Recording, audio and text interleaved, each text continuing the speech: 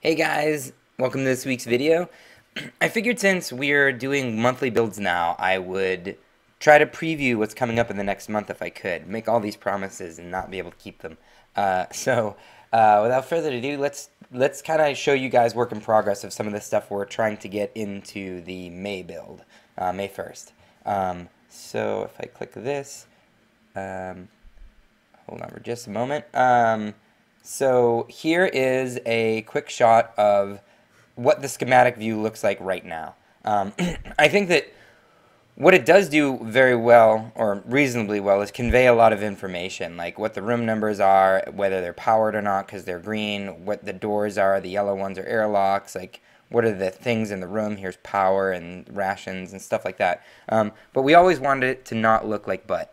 So back in the day, we were thinking about a lot of ideas, like this is an indication of radiation, and having it look a lot more like an actual schematic. And so what we're trying to do is we're trying to merge those two things in, like all the information we're trying to convey with making it look more like an actual schematic.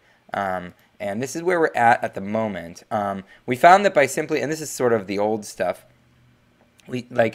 simply by removing the solid background colors, you already instantly start to feel a lot more like a actual schematic. And then we're going back into the style that we've been using, which is a very vector art sort of style, because the game is very inspired by old school stuff like Alien and things like that, and that we have a command line interface and stuff. So here, the things we're trying to convey, and with the same information, you can kind of see, I don't know with the compression if you'll be able to see, but there's a dotted line here, which hopefully would indicate that you hadn't been to this room, but it is powered.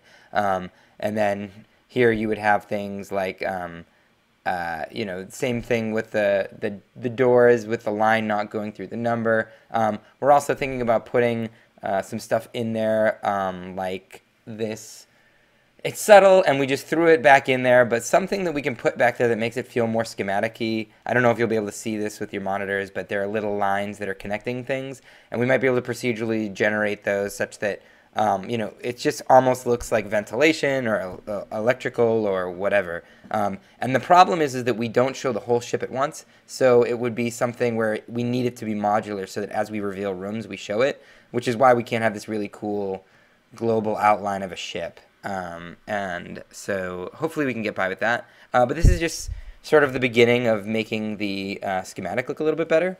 Another thing that looks absolutely horrible is currently this is our boarding configuration screen. So as you can see, this was our default, like this is sort of our first game using Unity, and this is just, default Unity stuff, and we were just like, all right, let's just get something up and running. And the player, every screen should sort of be informing the player, especially when they start the game, like what's going on. And this screen is just pretty confusing, though some people actually do understand it, which is a credit to them. So what we're trying to convey here is that you have a bunch of drones, and you've got to bring some of them on the mission, like to the drop ship that you're going to go explore this vessel with.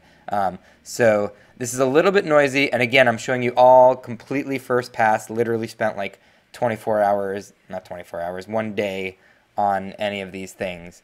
And Brendan's done an amazing job with that. Let's see here. Okay, so this is a lot of information on a screen, so don't be intimidated by that, because this is sort of, number one, the worst case scenario, because you wouldn't, in theory, have this many drones and this many upgrades until much later in the game or something like that. The other thing is that this whole area would be dulled out when you're working on this area, and this whole area would be dulled out when you're working on this area, so that there's not so much visual clutter.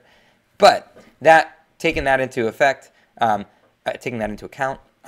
basically here, and of course he's copied and pasted these things, so these would be different drones and stuff. But immediately, because you see the drones, you start to feel like, oh, these are drones. These guys are the ones that are going on your dropship, the active drones, and then you would go left and right. That's another constraint we're working under. We're trying to get rid of the mouse.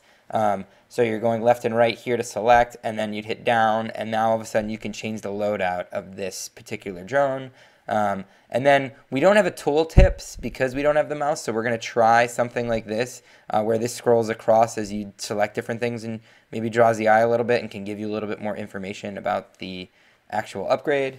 And then this is just kind of funny, this arrow. I just think that's funny because this call to action over here, maybe this would be blinking or something like that, but letting you know that these guys are going onto the ship and some info about the ship. And again, we're starting to have this kind of, the swap UI, if you guys remember that, I don't have a picture of it here, is influencing this, and we're starting to have this more cohesive look. We're going to put shaders on this stuff to maybe wash it out and make it look a lot more like an old 80s thing. We also might encapsulate everything inside of this bordered window like the swap UI is to make it feel more like you're a drone operator and these are actual, you know, old school windows that are popping up. And finally, this is the current system view. We haven't really gone too much into this yet, but and this communicates sort of what you need to do. You know, you can change selection and you can do everything with the arrow keys and stuff like that. But we were really inspired by a look in, actually, this is a silly thing to do in a video. Maybe I'll pull it up after I show you guys the new stuff. Let me see if I can find this system map. This. Okay, so as I'm doing this, I'm going to try to find something that inspired us a lot. But so basically this, like, we're trying to convey the same information with these, you know, weird symbols, which I think is kind of entertaining. And I love just throwing an orbit line in with a sort of a trajectory just to make it look more sci-fi. And, you know, you can see we've put some dull ones in here and stuff like that. And then relegating some of the other information off to these panels. And what we're really inspired by with these panels is a screenshot that I saw from Alien, which is this guy. If you guys can see that, let me try to adjust it so that it looks a little bit better. You know, I just love this look. I love that we're going with this kind of 80s vibe and this sort of old tech because we've got this command line. And so you can see that this is all washed out and they've got these kind of ugly, you know, blocky elements to the UI. And I'd love to start to replicate that if we could. And obviously, maybe we could throw a shader on this to have that washed out kind of look and add a little bit of noise to make it look like you're looking at it through a monitor. But, you know, again, trying to block these things off, and maybe we can use that as a recurring thing throughout the game. Maybe, you know, in the drone view, this is the drone, and this is like information on the drones or something like that. It's very early in these concepts, so I'm not sure what we'll be able to get in and what we won't. But we're trying to take all the very, very placeholder stuff that's currently in the game and replace it so that people that are new to the game are less confused, and people that are playing the game can get more immersed in the fiction instead of seeing really, really crappy UIs. So that's about it. That's sort of what I have for what we're hoping to get into the May 1st build. There's other things that I'm also working on based on suggestions you guys have had on the subreddit. Like I just changed slightly the way that upgrades break and stuff like that. So maybe I'll have another video before we launch, or yeah, maybe next week or the week after, showing more progress, and then I'll make a video for the new build so that you guys can all see what's new in it. Yeah, so as always, throw comments on the video or hit up the subreddit or the Steam forum and throw stuff at us. I love it, and yeah, we'll keep on chugging. I will see you guys next time.